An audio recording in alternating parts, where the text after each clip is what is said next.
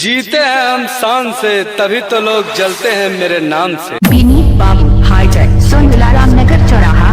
ये हमसे मुकाबला करने चला है साला, चला।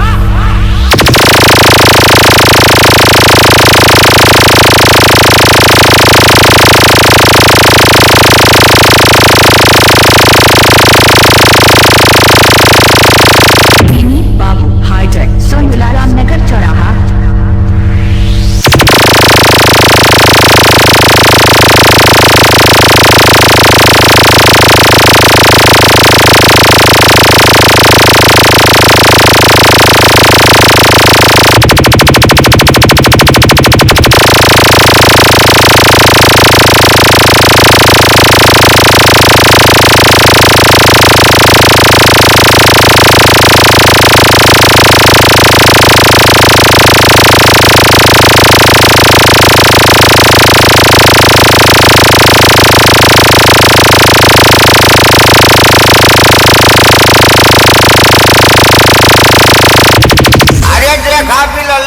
फिर से आई गवा हो, अरे फिर से आई गवा बिया शर्म सारे हमसे कंपटीशन कर भी है।